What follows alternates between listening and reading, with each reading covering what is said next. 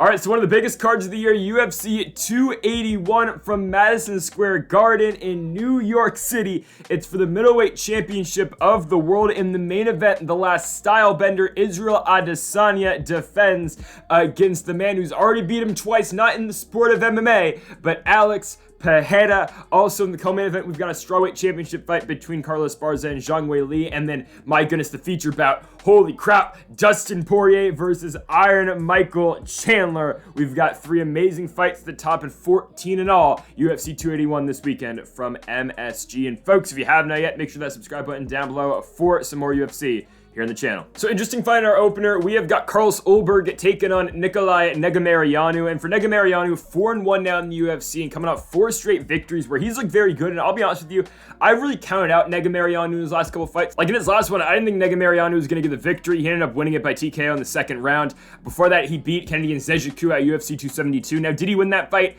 I'll make the case he didn't, but still, they gave him the victory over Nzechukwu. He beat Ike Villanueva, who was not the greatest UFC fighter, and they beat Alex Pereira too, barely by split decision. It's just that a lot of Negumereanu's victories, they're kind of close fights. Like the Negumereanu and Nzechukwu fight's really close. The Ike Villanueva fight, I mean, Ike Villanueva was very, very good.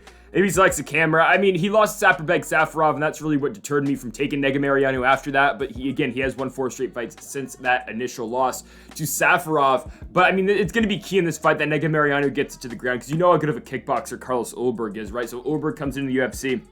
Of course, really, well-profound kickboxer coming in from City Kickboxing over there in New Zealand. He is 2-1 in the UFC. His first fight in the promotion, he's beating the ever-living hell out of Kennedy Nzechukwu until he's not. Nzechukwu comes back in the second round. Ulberg kind of tires, and Nzechukwu ends up getting the victory in that second. Then after that, for Ulberg, he bounces back. He beats Fabio Cherant by unanimous decision. And then his last fight, just completely running through Tefan Chukwe in 1 minute 15 seconds. Ulberg knocking him out in the first round of the Sarukian Gamrot fight card. Now, again, this fight will be dependent on if Negumereanu can get this one to the ground, because I don't think he's able to stand with Ulberg. I mean, Ulberg's such a good striker. He's huge for the weight class as well. Ulberg is 6'4", Negumereanu is 6 feet tall. So, I mean, just a 4-inch height advantage for Ulberg. And the reach, actually, Negumereanu does have the longer reach by 1 inch, but still, Ulberg is just so big for this weight class, and he's got so much power for the weight class as well. It's just going to make it tough on Negumereanu. Now, Ulberg is the slight favorite, but I do see a victory, again, a pathway to victory for Negumereanu if he is able to take down Ulberg and he is able to keep him down like he did in his last fight at UFC 277. I mean, that first round really for Negumereanu was him getting the fight on the ground and holding his opponent down. It's a very close fight for me on paper, really, because again, I can see a world where Ulberg's able to suffer the takedowns and Negumereanu's not even able to get the fight to the ground and Ulberg's just, dominating him on the feet until he gets the knockout. Or I can see a world where Negumereanu does get this one on the ground and he does work his ground and pound and he does finish Ulberg down there, or he just does lay on Ulberg for 15 minutes and he gets the victory that way.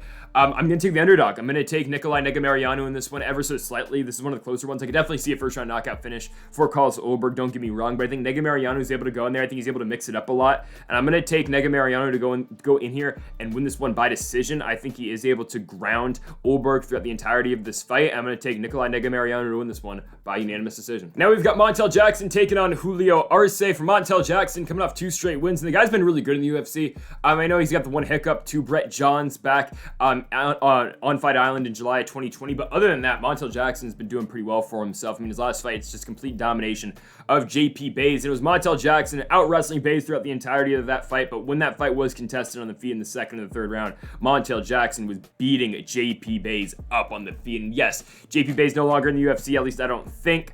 He had a tough go of things in the promotion. He just lost to Cody Durden. I don't think he's going to be around any much longer. I think he'll probably be in the regionals from here on out, but Montel Jackson dominates JP Buys. Before that, he beats Jesse Strader. Now, that's been the thing with Montel Jackson, though. He's looked really good in his last couple of fights, and he's been dominating these guys like Felipe Colares, Strader, Buys, Andrei Sokolov, but really, these aren't guys who are making runs or anything in the UFC. There's not. I mean, right, Colares isn't bad. He just lost, he just lost to Chase Hooper. Jackson's best win's definitely the submission win at UFC 232 in Inglewood over Brian Kelleher, finishing with the Darce choke in the first round. But when you look at his losses in Jackson, there are guys like Ricky Simone, who is a top bantamweight in the division, don't get me wrong. And a guy like Brett Johns, who, of course, Brett Johns no longer in the UFC, fighting in Bellator. He is 2-1 over there, just picked up a huge win over Jordan Winsky. The only loss for him being against the future title challenger in Danny Sabatella, the Italian gangster, for Brett Johns. But again, this is what I'm getting at with Montel Jackson. He'll beat guys who are no longer in the UFC or who aren't contenders in the UFC, or guys getting wins in the UFC, really. But he'll lose to guys who are really damn good and, you know, making pushes for, I mean, I wouldn't, yeah, I would say Ricky Simone's kind of making a title push right now. For Brett Johns, he's kind of in the discussion, I'd say, for being in the top 10 in Bellator, right? And now he's going to be taking on, for Montel Jackson, going to take on Julio Arce. Now, Arce's seen, you know, he's split wins and losses. His best win definitely is probably the Dan Ige fight. Go back to UFC 220, winning that fight by unanimous decision. Then he'll bounce back after that, or continue his winning ways by beating Daniel Tamor. He loses to Shimon Moraes barely after that by split decision. Moraes has a lot of success in the feet, had the power advantage over Arce in that fight. Then Arce comes back, he beats Julian Erosa, but that was before the career resurgence really of Erosa. Then he'll lose to Hakeem Dawodu by split decision in a close fight. He'll beat Andre Ewell, finishing him in the second round. He lost to Song Yadong after that, no shame in that. And then he beat Daniel Santos in his last fight, a fight that he dominated and won by unanimous decision. We'll see. We will see, because, you know, Arce on the feet, this one's competitive, I think, but definitely I'd give the power advantage to Montel Jackson. I think Jackson is the better striker, but I think Arce can keep up on the feet. On the ground, Montel Jackson should have an advantage. And if Jackson does have to go to that and he is losing on the feet, and Julio Arce does have the speed advantage up there and he is getting to Jackson before Jackson's getting to Arce, then I think Jackson can always mix it up and wrestle him. But I don't think that's going to really be needed. I think Jackson's going to come in there and I think he's really just going to, I think he's going to put it on Julio Arce. I think he's going to win this fight by finish. I really do think he is. Like the power that Jackson possesses at 135 pounds, I think he's going to finish Julio Arce with strikes in the second round, going TKO finish for Montel Jackson over Julio Arce. So a fight with two guys in desperate need of a victory. We have got the lone wolf Mike Trizano taking on Sung Woo Choi. And for Mike Trizano, the former Ultimate Fighter winner, has lost back-to-back fights down to the likes of Hakeem Mean Dawodu and Lucas Almeida. Now the Almeida fight, I didn't think that fight was going to go that way. I thought Trizano was going to be able to go in there and pick up the victory, but he got dominated against Almeida. Now Trizano had a decent first round, but in the second and the third, Almeida started to take over and really started to put it on Mike Trizano. And before that for Trizano, the loss to Dawodu, it was kind of just one-sided traffic. Yeah, Trizano was in the fight, but really Dawodu was always ahead in that one and didn't really seem at any point in the fight that Trizano was really in control. And when you look at his fight against Ludovic Klein, I mean, he beats Klein, but it is a very competitive fight where you can definitely make the case, I think, that Klein wins the fight. But they gave it to Trizano over Klein, and I get why, obviously. And then, yeah, before that for Trizano, he's got the fight against Grant Dawson, loses by rear naked choke, and then beats Violent Bob Ross before that, and then he beat Joe Giannetti in the Ultimate Fighter finale. But again, his first two wins in the UFC, both by split decision, very close wins for Trizano, and really all of his wins in the UFC have been very close fights. Now for Sung Woo Choi, again, he needs a win too. Desperately, he needs a win because back-to-back losses to the likes of Josh Kalibau and Alex Caceres aren't great. Now Caceres is a top 15 guy, or on the borderline of that top 15, and Josh Kalibau isn't horrible either, but Sung Woo Choi got rocked a couple times in that Kalibau fight. Kalibau really dominating on the feet in that one, winning the first and second rounds basically just by getting those knockdowns, and those were really the only key moments of that fight. And then the Caceres fight, it was that weird one where Caceres, I think was it a legal knee or was it a headbutt? I think it was a legal knee. But Caceres comes back, takes the back, submits Sung Woo Choi in the second round. Big upset pick for Caceres right there. And then before that for Sung Woo Choi, that's why it was such a big deal for Caceres, is because Sung Woo Choi coming off 3 straight wins. Yes, Suman Mokhtarian was not the greatest UFC fighter. Yusuf Zalal now out the promotion, I think, after the draw to Damone Blackshear. And the Julian Erosa win's probably the best win for Sung Woo Choi on this list, considering how Erosa continues to bounce back after losses, and Sung Woo Choi knocked him out in the first round. But really, Sung Woo Choi has not seen any of that success since the Juicy J fight. But in this fight with Trizano, we'll see if Trizano can get the fight on the ground, because he really hasn't been able to recently. He's been the one getting dominated on the ground recently, and just, I don't know. We'll see. I think we'll see a stand-up fight. I think Sung Woo Choi is just better striking right now than Mike Trizano is. I think it's that simple. So I'm going to be taking Sung Woo Choi the favorite in this one at minus 155. I think he is better than what Trizano offers at this point. And I think Sung Woo Choi gets back in the win column. He'll improve to 4-4 in the UFC with a decision victory over the former Ultimate Fighter winner in Mike Trizano. Okay, so this is interesting. I'm surprised Karolina Kowalkiewicz is still fighting. I really am. Now, I'm happy she beat Felice Herrig. It was a good fight for her. She won. Rear naked choke finish in the second round. Felice Herrig is she going to be KFC? I honestly don't know. I really don't know what she's doing now. But anyways, I was really happy for Karolina Kowalkiewicz. She won the fight, rear naked choke finish in the second round. I thought she would have been done after that. I didn't think she was going to continue to fight because, last time Karolina Kowalkiewicz has beat someone not named Felice Herrig. Yeah, you go back all the way back to 2017 when she beat Jodie Esquibel. On Fight Night Cerrone versus Till. It's been a while. And before that, you got to go all the way back to when she beat Rose Namajunas back at UFC 201. That was before Tyron Woodley won the welterweight championship. Yikes. Now, there is a very clear path to victory for Karolina Kowalkiewicz in this fight. Very clear.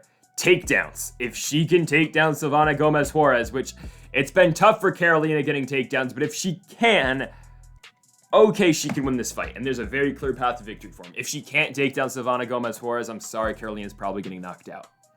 And really, I mean, that's what Carolina struggled with in her big losing streak. She got knocked out by Jessica Andrade. Now, the Michelle Waterson fight, Waterson was just beating her on the feet, out technically striking her for say, and then taking her down when she needed to. Alexa Grasso outstruck Carolina for 15 minutes. Yan Zhanan controlled her on the ground and outstruck her. And then Jessica Penne got her on the ground, submitted her by armbar. The thing is, Silvana Gomez Juarez is not going to take down Karolina Kowalkiewicz, and she's not going to submit her because Silvana Gomez Juarez has got a glaring weakness in her game. It's her ground game. She is lost on the ground. She just is. Luby Godinez fight, and I know Godinez is pretty solid on the ground, but Godinez catches her in an armbar in the first round, wins the fight, takes her down in 5 minutes in the span of 5 times in the span of 4 minutes. It does Luby Godinez. Vanessa Demopoulos. Gomez Juarez drops her in the first minute, but she goes straight into Demopoulos' guard. Demopoulos got an armbar. Boom, fight over. Vanessa Demopoulos wins the fight. Right? And then I picked Liang Na to beat her. Liang Na didn't win the fight. Now, I thought, okay, all Na had to do was take her down, and there's a submission. That's the pathway that's going to open up for her. It didn't happen, right? Gomez Juarez knocked her out in the first round. It's undeniable that Silvana Gomez Juarez has got power. She's got a crap ton of it, especially at 115. She's a really good striker. She's older for the weight class, don't get me wrong, she's 37, but she's got a lot of power. She's been in there before a lot, and she can knock her opponents out. And that's kind of scary if you are backing Karolina Kowalkiewicz in this one, because you got two older strawweights. They're both 37. They're basically, Karolina's 5'3", Gomez Juarez is 5'3". Carolina's got a 1-inch reach advantage. They are basically the same fighter, really. It's just that I don't think this Carolina can strike with Silvana Gomez Juarez, but I don't think Silvana Gomez Juarez can grapple with Karolina Kowalkiewicz, even though Carolina's had, has been on the wrong side of a lot of grappling affairs recently, right? And it's just to say, okay, Carolina's been fighting some really good fighters. Jessica Penne's decent. She's, believe it or not, she's been in the top 15 recently. Yan Zhanan's probably, if Zhang really beats Carla Esparza, that's probably the next title fight. Alexa Grasso is a fight away from the championship at 125, might get the next title shot. Michelle Waterson is still a staple of the top 15. Jessica Andrade is a fight away from the championship at 115 and 125. Carolina's still fighting great fighters, and again, it's no disrespect to Silvana Gomez Juarez, but it's different when you're fighting former champions in the likes of Jessica Andrade, in future title challengers like Alexa Grasso and Yan Zhanan, who are main eventing fight nights and winning in those main events, to Silvana Gomez Juarez, who's 1-2. I think Carolina is able to show up and take her down and get her on the ground and submit her early. I'm taking Karolina Kowalkiewicz to win this one by first round submission, because if she doesn't, I'm afraid she's going to get knocked down the feet. I think it's rare that I say there's going to be a finish in a women's fight, but I think it's one of these. The way I don't see a finish, though, is Carolina or taking down Silvana Gomez Juarez and just laying on her for 15 minutes, which could happen, but I think eventually a submission will present itself. So I'm going to take Karolina Kowalkiewicz to beat Silvana Gomez Juarez by first round submission. If it doesn't happen, she's getting knocked out, but I'm taking Karolina to win this one by first round sub. So Azaitar is back, and now forget about his last, exit from the UFC or whatever the hell happened, because this is a fight that's supposed to happen at UFC 257. Poirier McGregor 2 in Abu Dhabi, and Azaitar got cut from the UFC, released from the promotion for violating COVID-19 protocols. Now, what Azaitar's team was sneaking into his hotel room, I believe they came to the conclusion it was potatoes. Now, I don't really believe that, but that's what they're saying it is. So sure, maybe they were sneaking potatoes into his hotel room, and that's really what happened. But anyways, he never got to go fight Matt Frevola, and Frevola instead fought Arman Tsarukyan, which is a very tough fight. Tsarukyan beat him by decision.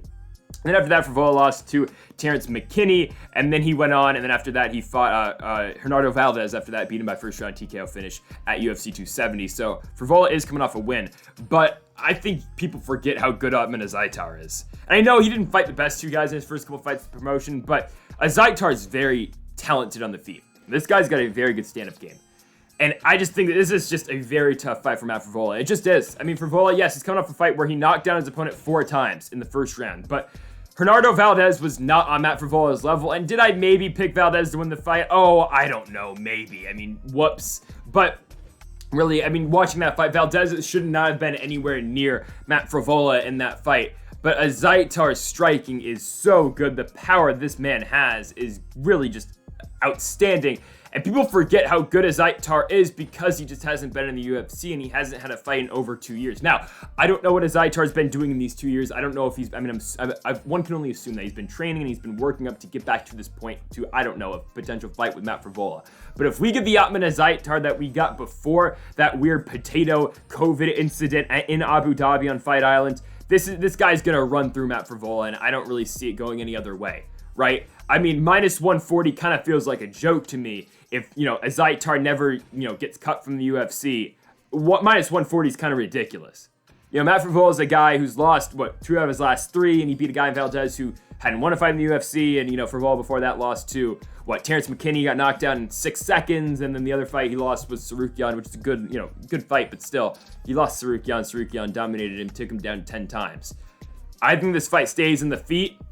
I mean, maybe Frevola attempts some takedowns, but Azaitar's takedown offense is not that bad. He should be able to keep this fight where he wants it. I think Azaitar outstrikes Matt Frevola, and he's going to go in here and he's going to win this fight. I'm taking Ottman Azaitar to come back in the UFC and pick up a first-round knockout victory over Matt Frevola. All right, so now we've got Andre Petroski taking on Wellington Turman, and Petroski, he's been really good. I mean, hell, the man is 3-0 now in the UFC since that Ultimate Fighter appearance, and now, again, the guys he's fought, I don't think any of them are no longer in the UFC. He's been beating guys who he's supposed to beat, the likes of Michael Gilmore, Huayong Zhang, and Nick Maximov. Again, none of those guys are no longer in the UFC because Maximov just most recently got cut. But now we've got Petroski taking on Wellington Turman, and this should be an interesting fight because both these guys like being on the ground. Both these guys, have really good ground games, and we'll see because Turman, of course, fighting out of Dansbury, Connecticut, Teixeira MMA and Fitness, of course, head coach being Glover Teixeira, and Teixeira's got 2 fighters in this card with Pajeda in the main event, and Wellington Turman here against Andre Petroski. And for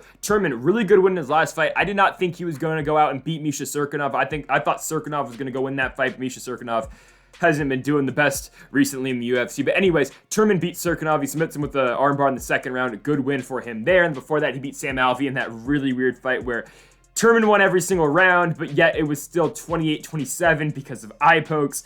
It was ridiculous. It was really stupid, that fight. Anyways, for Turman, he's won 2 straight fights after losing back-to-back fights to Andrew Sanchez and Bruno Silva. And that's the thing with Turman. His chin is terrible. That's been noted. The thing is, I mean, I don't really think Andre Petroski is going to be knocking him out. Just that's not what Petroski does. Petroski usually gets fights in the ground. He works on his opponents down there. It'll be interesting, though, because, again, Petroski will be entering the ground game of a very good jiu-jitsu player in Wellington Turman, who trains with one of the greatest BJJ fighters right now in the entire sport, who is his coach in Glover Teixeira. But once the fight does get on the ground, Petroski is able to take down Wellington Turman. Okay, there you have it. I mean, he'll be able to work his ground pound, and there's a big advantage for him down there. But again, Wellington Turman, really good takedown defense historically in the UFC. Not many guys do take down Wellington Turman, but if anyone's going to do it, it's going to be a guy like Andre Petroski, who's usually pushing forward, who's got a really good gas tank, who is just trying to push the pace and work the fight down to the ground. We'll see. I mean, where does Wellington Turman have advantages in this fight? I think they're few and far in between. I'm not that high on Wellington Turman. I think his wins aren't that great. I mean, yes, he beat Cirkunov after Cirkunov took him down. I think that's where Turman can be probably the most dangerous, is if, for example, in this fight, Petroski takes him down and Petroski gets caught in Turman's bottom guard and Turman catches him in some sort of submission. But if that doesn't happen, I feel fine with Petroski any day in this fight. I think Petroski's able to, just have the clear advantage in the feet. I think, or on the ground, sorry, not on the feet. The feet, I don't know where this fight ends up on the feet. I mean, really, it's a crapshoot. I'll give Petroski a slight edge in the stand-up side of things. But again, on the ground, if Petroski's the one on top, I think he's able to really work his strikes in the ground against Turman, and I think he'll be able to win the fight. So I'm going to take Andre Petroski to win. I think he'll win by TKO. I'm going to take a second-round TKO finish for Andre Petroski. I think it'll be an accumulation of damage that he does put on Wellington Turman on the ground. I'm going to take Andre Petroski again to win by second-round TKO. All right, so this whole Molly McCann run was fun while it lasted, but yeah, I think it's going to end now. Aaron Blanchfield is just on a different level, and I don't know why the UFC is doing this, considering they really seem that they like the Molly McCann push, and they market the hell out of Molly McCann with her and Patty the Baddie, but now they're giving her a fight where she's, a 3-1, greater than a 3-1 underdog in, and she's fighting a fighter, again, Aaron Blanchfield, who hasn't lost in the UFC, who's one of the top prospects in the sport right now. Now, if Molly McCann wins, they should just give her a title shot. She'll be a top 5 fighter if she can somehow beat Aaron Blanchfield. She's not going to beat Aaron Blanchfield, though. And I bring up one fight, and this is really all the explaining I have to do about this. Look at Molly McCann's fight against Laura Procopio. She loses. She gets dominated on the ground. Procopio takes her down 7 times. She's got her down for 12 minutes. Aaron Blanchfield does that to every one of her opponents. Aaron Blanchfield takes all of her opponents down and dominates them on the ground too. There is a pretty obvious, way this fight is going to go. Molly McCann will beat strikers. She will beat other strikers who are willing to engage in a brawl with her, or other grapplers who can't get takedowns, like a Luana Carolina, like a Hannah Goldie. McCann was able to fight off takedowns, and she was able to spinning back elbow both of them. Ji-Yeon Kim, she was able to outstrike for 15 minutes in a back and forth brawl type of fight. But when she takes on fighters who can take her down, like Taila Santos, like Laura Procopio, that's when she loses. There are levels in this game, and Erin Blanchfield is simply just on a different level in terms of wrestling, and just really in terms of all around in this fight. Blanchfield's going to beat Molly McCann. I don't really see any way she doesn't. Unless Molly McCann can catch her early in the first round and she wins and she gets put all over SportsCenter. It's on all the social medias. The UFC goes crazy over it. Everyone in MSG goes crazy over it. Unless that happens, Erin Blanchfield's going to take her down, and she's going to hold her down for 15 minutes. Erin Blanchfield's going to win this fight by decision. If not, she's going to win it by submission. I think she'll win by 15-minute decision. I think it'll just be dominant.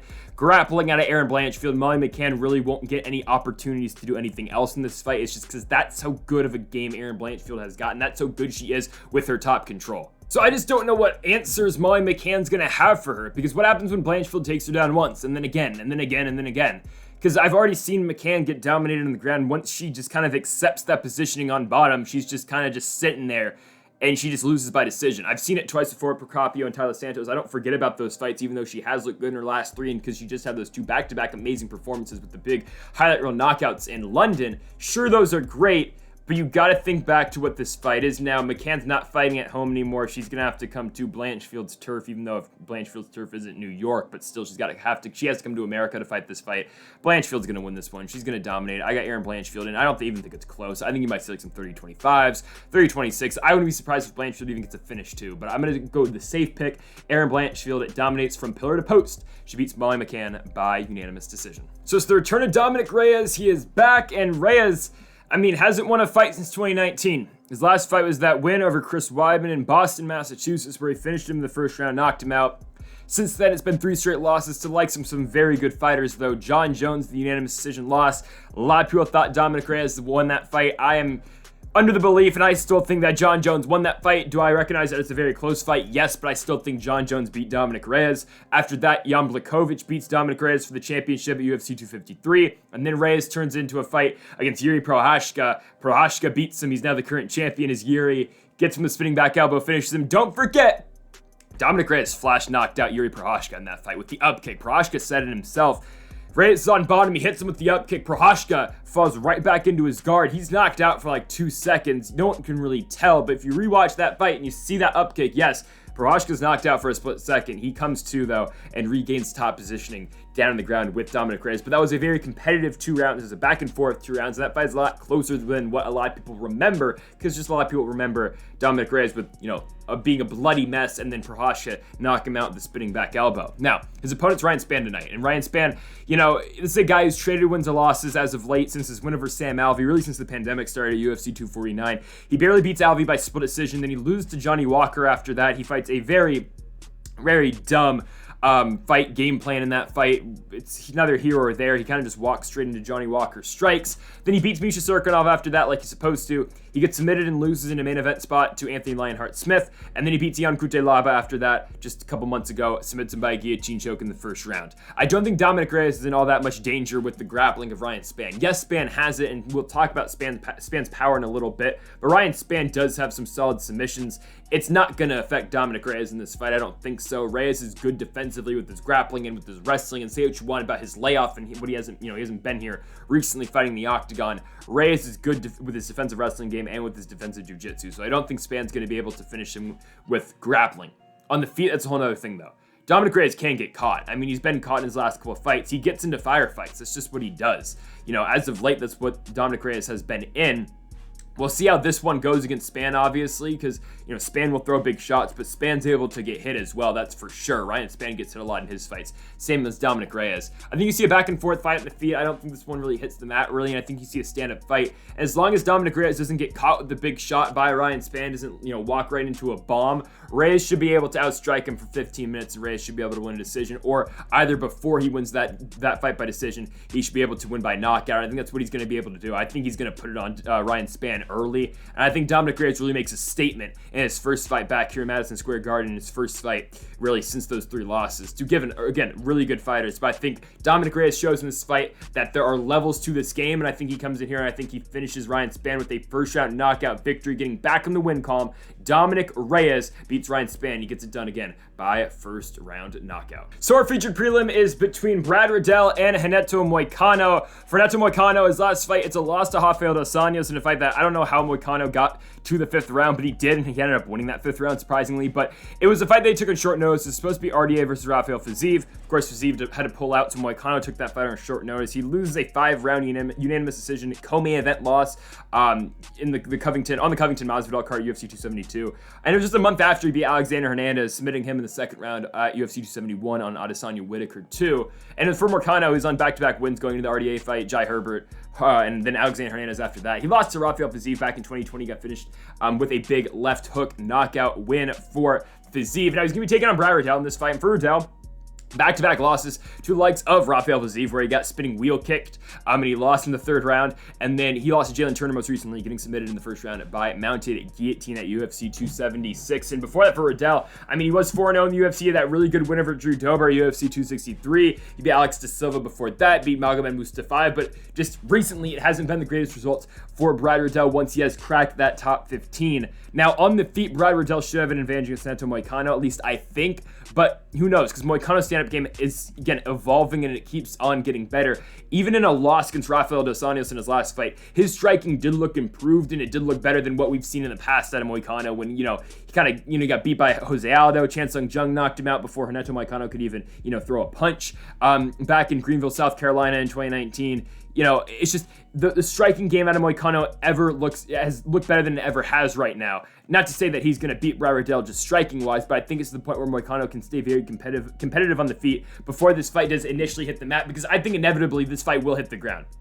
I think Moicano will find a way to get this fight down against Brad Riddell, and it's an obvious, clash of styles in this one, because Brad Riddell is going to want to keep this fight standing, while Moicano is going to try everything in his power to get this one down to the ground. And yes, Riddell has been taken down before. Morliki took him down a couple times. Mustafayev took him down 8 times in their fight.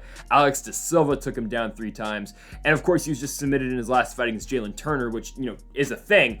But I think there's just definite possibilities for Renato Moicano to get this fight on the ground. All it takes is really a slip from Riddell, and I think Moicano is able to jump on something and really take advantage of this fight on the ground. I think Moicano is able to win. I just think the ground game out of Moicano is going to just overweigh anything else that happens in this fight, given it being Riddell's striking or whatnot. I think Moicano will find a way to get this one down. And like I said earlier, I think Moicano is able to stay competitive enough on the feet to the point where eventually he can get this fight down on the ground, and Renato Moicano is going to win this fight. I think he's going to get it done by submission. I think Moicano is going to win by 2nd round sub in this one. I think it'll take a round. I think the first round might be a little bit of a feeling out process, but eventually as this fight does hit the 2nd, Moicano will find his footing and will find his groove once this fight does hit the mat. And I think he eventually, Riddell's going to give up an arm, he's going to give up his back or something. Moicano's going to win this one by 2nd round submission, getting back in the win column after that loss to RDA. Oh man, this fight's interesting. Dan Hooker, Claudio Puelles. We're going to see how good Dan Hooker really is still. And it's a different type of fight than what Hooker's had recently. It is. Arnold Allen was a guy who came in there, blitzed him. Hooker kind of got into a back and forth exchange, and eventually Allen knocked him out in the 1st round. And it was a crazy fight, but it only lasted 2.5 minutes.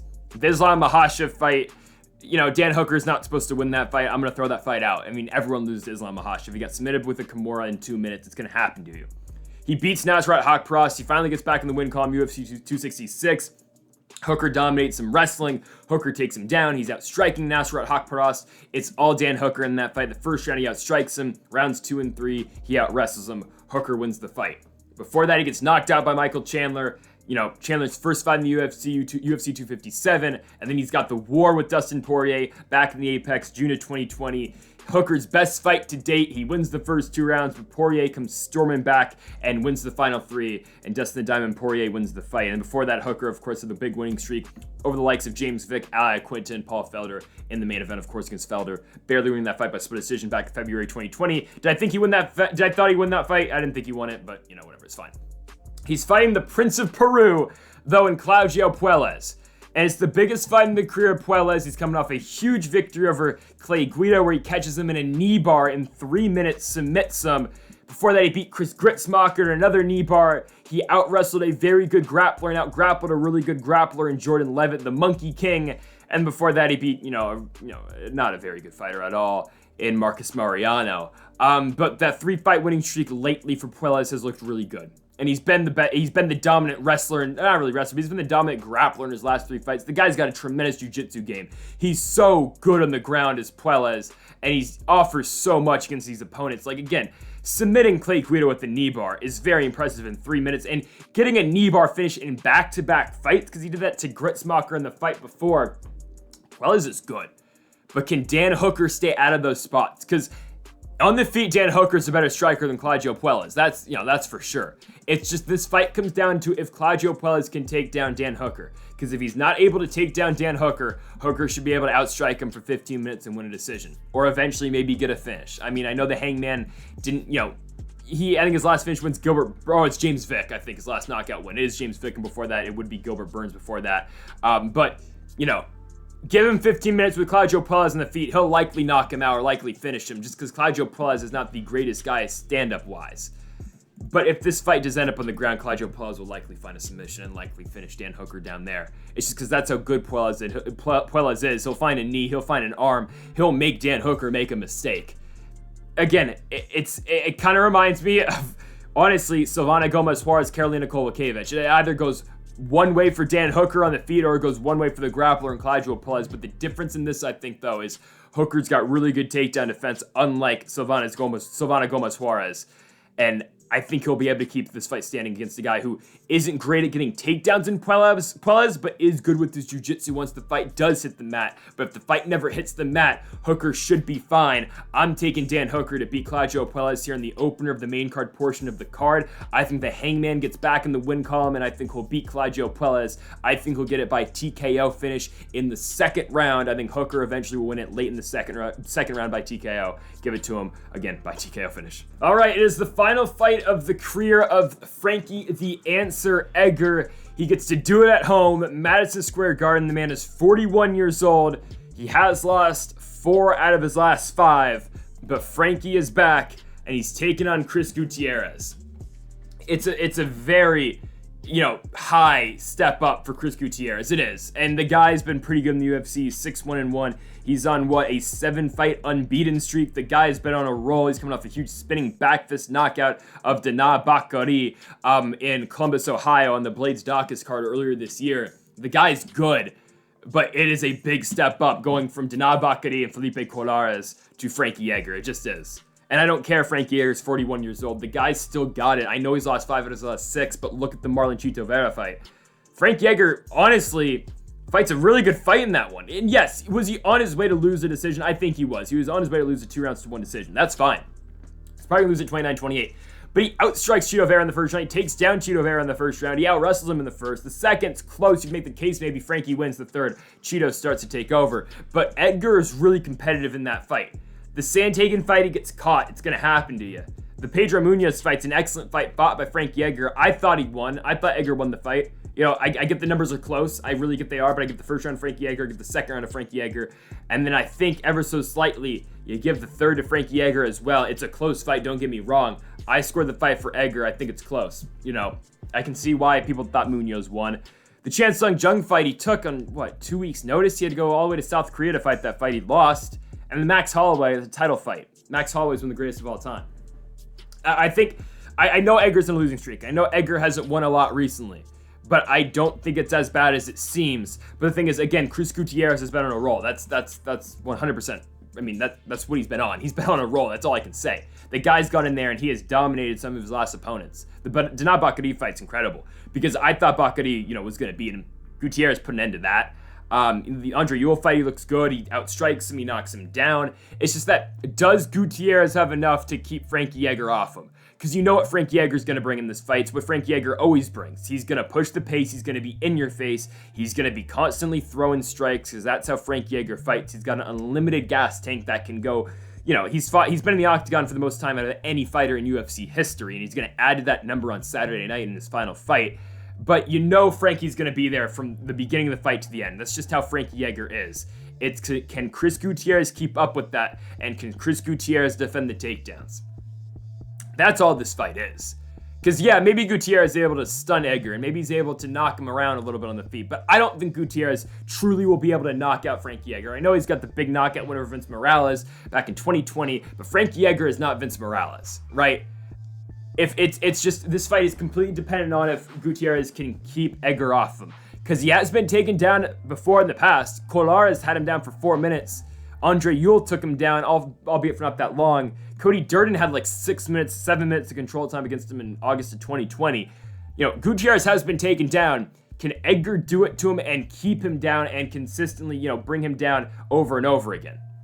I mean, I don't think it's the same circumstance, but I think this is what this fight is going to look somewhat like. And I don't think Frankie's going to get a finish like he did in this fight, but I'll bring to you the Yair Rodriguez fight, Dallas, Texas, UFC 211, where Frankie beat and just destroyed and ripped Yair Rodriguez to shreds. He took him down, Yair had no answers, and Edgar dominated him on the ground basically for 10 minutes. That's what he did in that fight.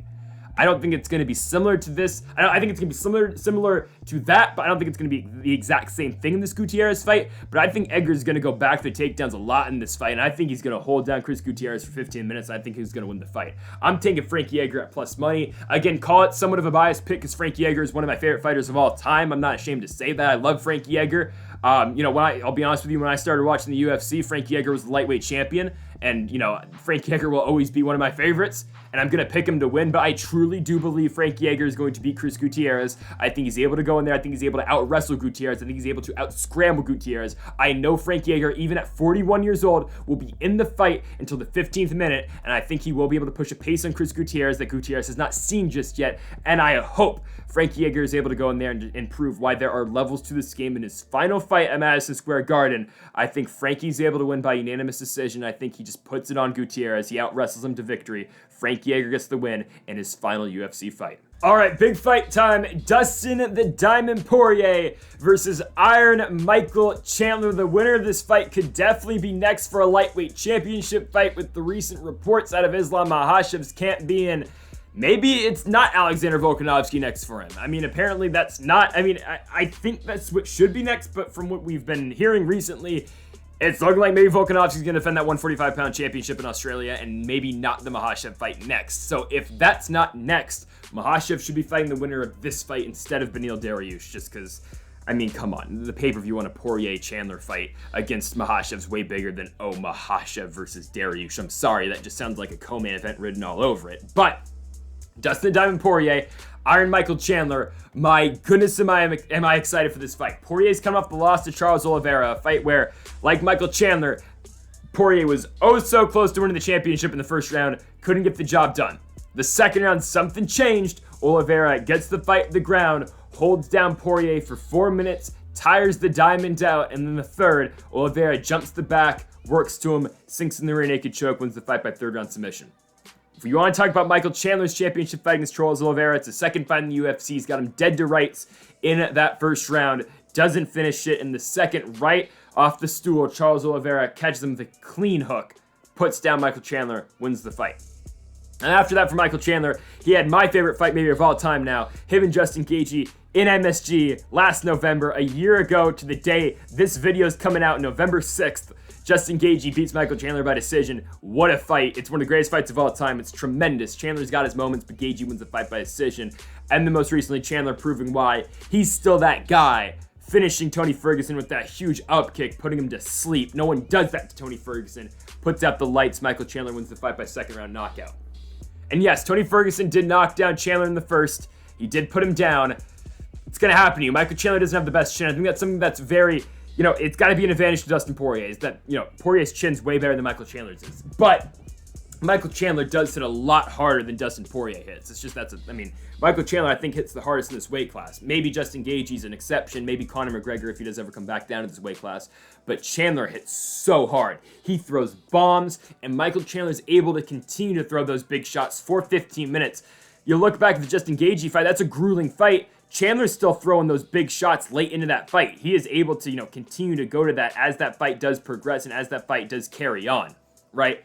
But when you look at the Diamond, Dustin Poirier, of course, he's got the 2 fights against Conor McGregor. I think now we're at a time, though, we got to look at those Conor McGregor fights and how great are those fights really? Because is Conor washed up? I wouldn't say entirely, but I don't think he's the guy he used to be. Obviously, no one thinks Conor McGregor is the guy that used to be the double champ, who was the champ at 145. That Conor McGregor's gone.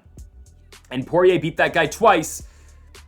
You know, did he beat the best Conor McGregor? He didn't. He got the win over Dan Hooker. You look back at that fight, Hooker hasn't been the same since, but that was truly an elite Dan Hooker in that fight. And then everything before that for Dustin Poirier is everything we've already known about him. He's a tremendous striker, tremendous boxer, who's gone in there against Gaethje, Alvarez, Holloway, who has outboxed some of the best boxers the UFC and kickboxers the UFC has to offer, and he's done that. And now here we are against Michael Chandler.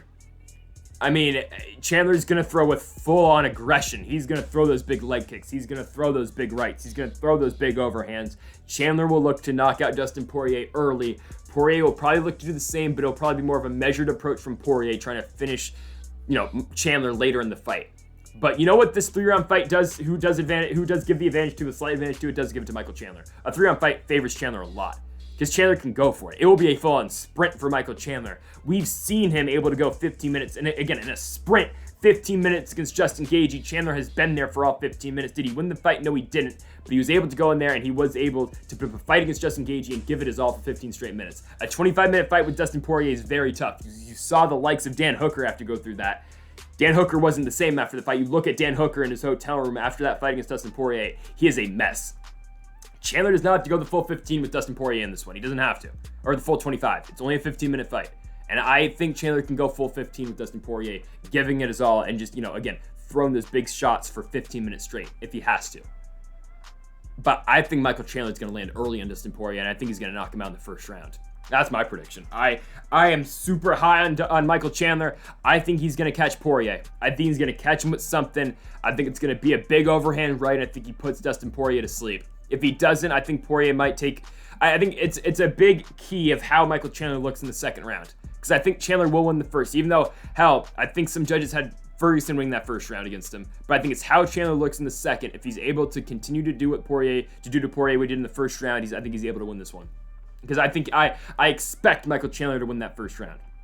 And something I didn't even mention, the wrestling out of Michael Chandler, I don't think it's going to come into play. Poirier's got good jiu-jitsu. Poirier's good defensively off of his back. I don't think Chandler is going to be shooting takedowns against Dustin Poirier. I think he'll be able to get those takedowns against Dustin Poirier, but I don't see the point for Chandler because I think there's a better chance for Chandler to win the fight on the feet, and I think Chandler, honestly, is in more danger on the ground against Dustin Poirier than he is on the feet. And that's, well, actually, no, I take that back. That's not true.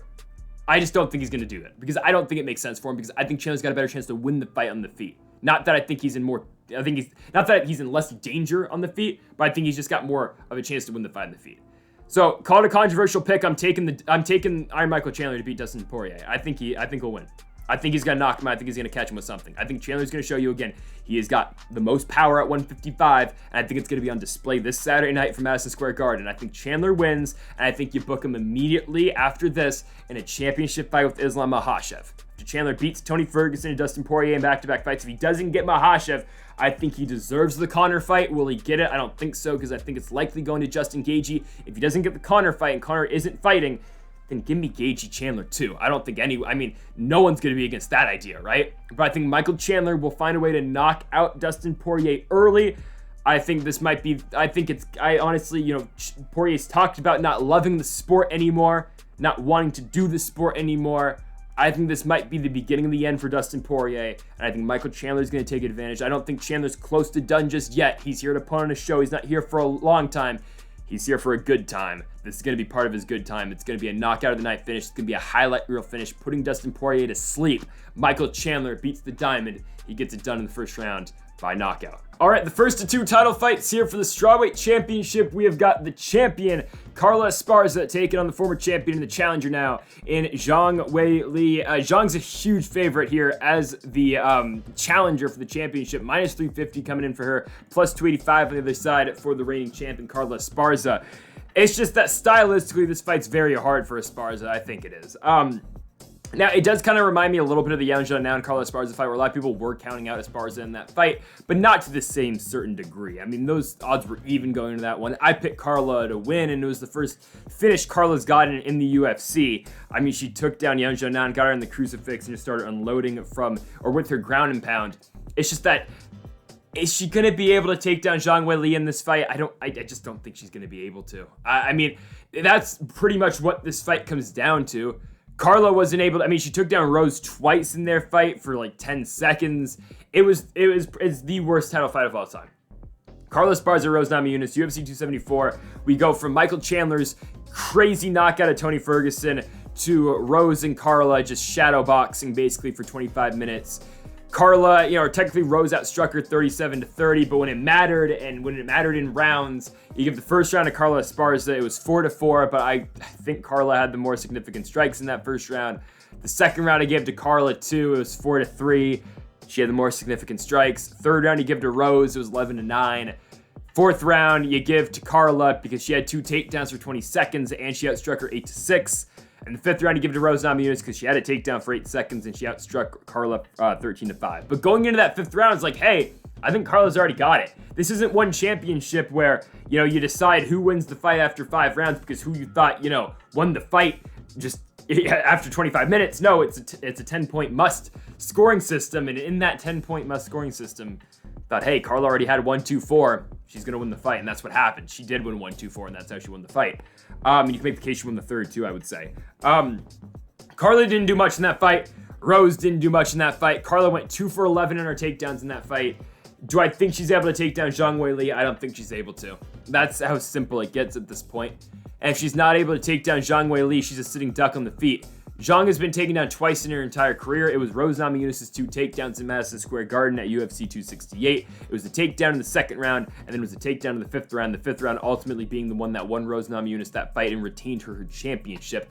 But those are the only times Zhang Weili has been ever taken down in the UFC. And I know Carla Esparza is probably the best wrestler in this weight class, but she's so undersized, it feels like, in this fight. I mean, I know Zhang Weili is only 3 inches taller than her, but it feels like she's so undersized compared to what Zhang Weili has to offer. Just look at the training at Zhang Weili when she's training at a Tiger Muay Thai, and when she's picking up Francis Ngannou, the heavyweight champion, she's picking him up.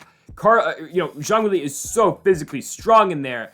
I just don't see a world where Zhang Weili loses this fight to Carla Esparza. And it's interesting to say this as I'm talking about the challenger having such a drastic advantage in this fight over the champion of the world. But truly, and I picked Carla Esparza to beat Rose Namajunas by decision. I didn't pick it to be the boring fight that it ended up being. But yeah, I picked Carla to win that fight. I picked Rose Namajunas to beat Zhang Weili twice too. I haven't picked Zhang Weili in a while. I picked Joanna Jędrzejczyk to beat Zhang Weili. I'm not picking against Zhang again here. I don't think she's going to lose. I think this is going to be a pretty easy fight for her. I'll say it. I think it's a second round knockout finish for Zhang Weili. Second round TKO finish for Zhang Weili. I think this fight's very similar to the first time Carla Esparza lost her world championship. The time where she lost it against Joanna Jędrzejczyk. I think it's going to be, I think it was a quote from Joe Rogan.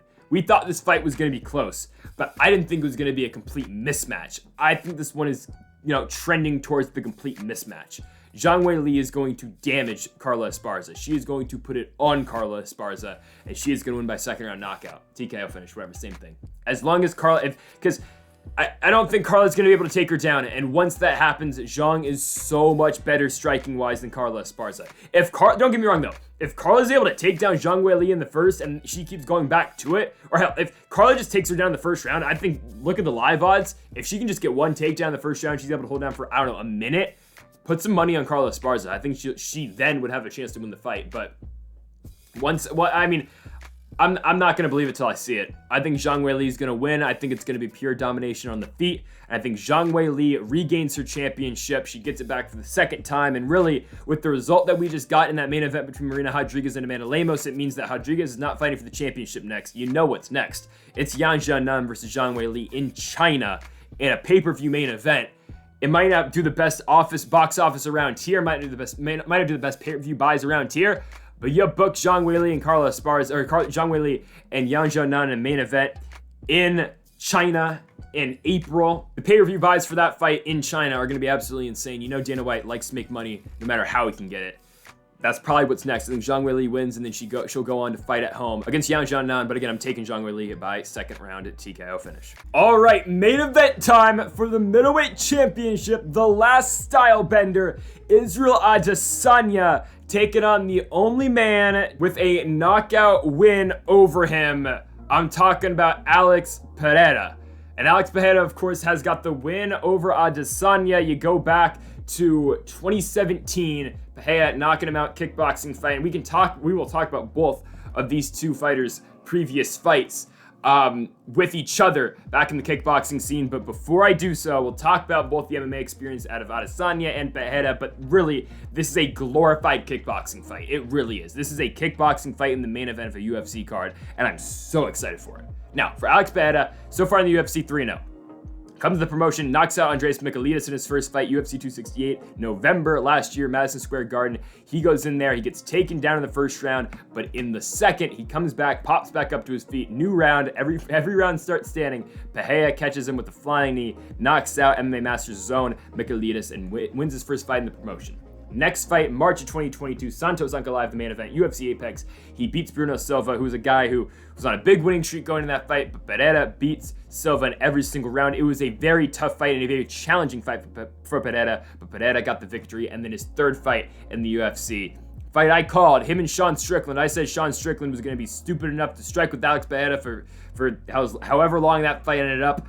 Strickland with zero head movement, kept his arms down, hands down. He got knocked out in the first round. Wasn't the smartest fight out of Strickland, but Pereira wins the fight. He knocked him out in the first round, and here's the championship fight. And I said that there was a pathway to victory for Sean Strickland in that fight, and the UFC built up Alex Pereira very smartly because they wanted this fight with him and Adesanya. They gave him an entry-level guy in Michailidis.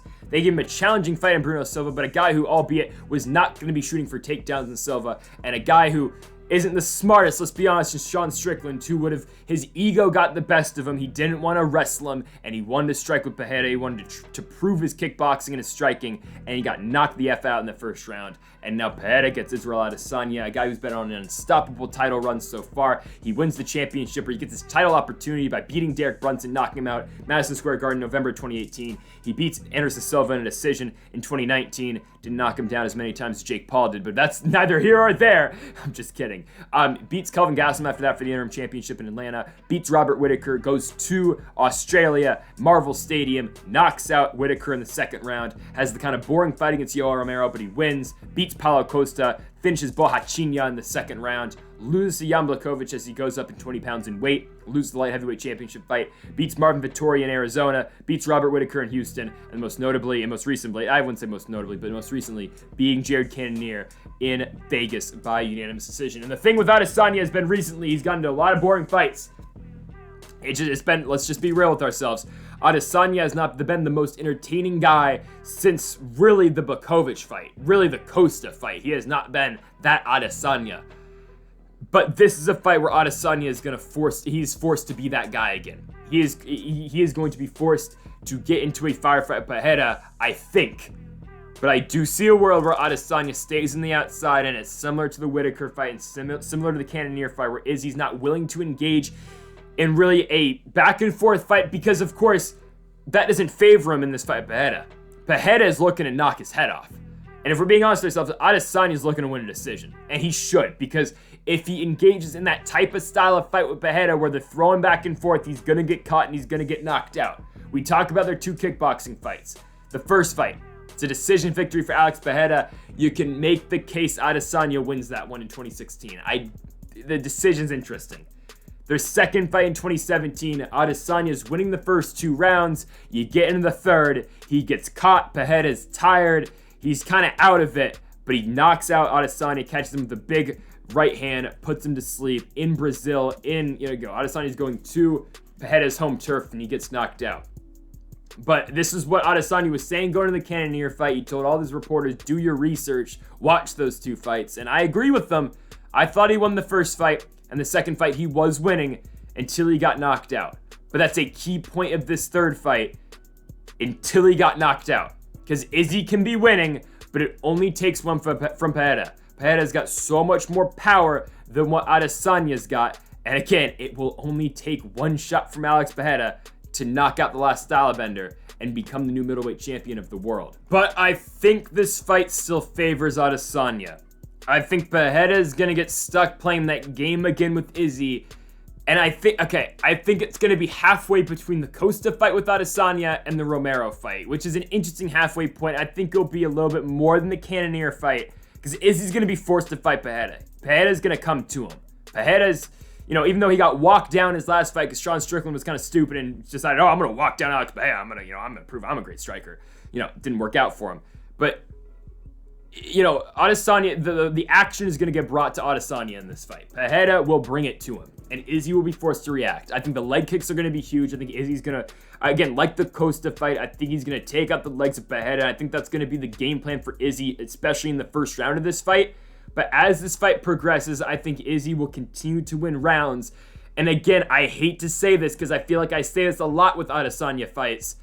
I think this fight has the great chance of being a boring fight. I think it does. Because I think Pereira is going to be hunting the knockout. I think Pereira is going to be hunting that one big shot to put out the lights.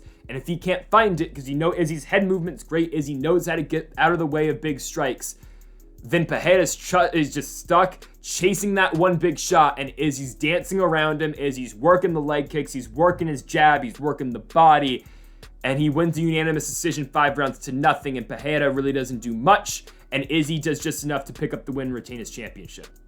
I'm just saying, I think there's a definite chance that happens.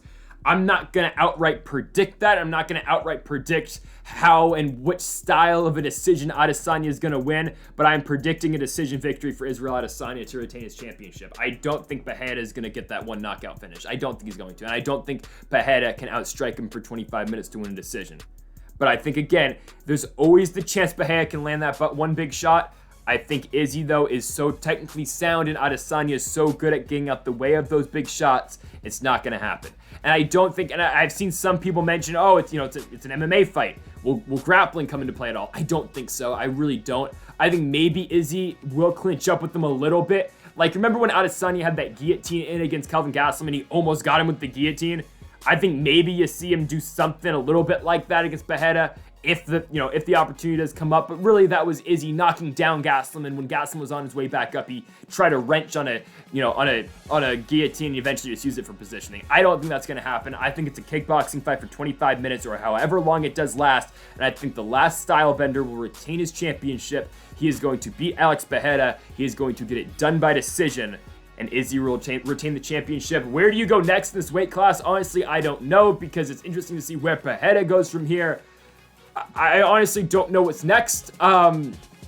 Maybe Sean Strickland beats Jared Cannonier. That's likely next, honestly. Or, you can't, if they do Whitaker, Pereira or something, or no, Whitaker's fighting Costa. So if maybe Whitaker beats Costa, or hell, Jack Hermanson beats Derek Brunson, something like that. But I think the last style bender, though, in the end, retains his championship. We'll worry about his next opponents later. But Israel Adesanya beats Alex Pereira, and he's going to get it done by unanimous decision, 50-45 on the final scorecards. And folks, thank you for watching our UFC 281 predictions here on the channel. If you have not yet, though, make sure that subscribe button down below for more. Make sure you leave a like if you are, or if you did enjoy this predictions video. We'll be back next week for the main event in the UFC Apex. Of course, it's the damn Apex, but still, the Black Beast Derek Lewis versus Sergey Spivak. So don't miss that one coming out next week again with the heavyweight main event. So folks, thank you for watching. Make sure that subscribe button down with more, and Mamba forever.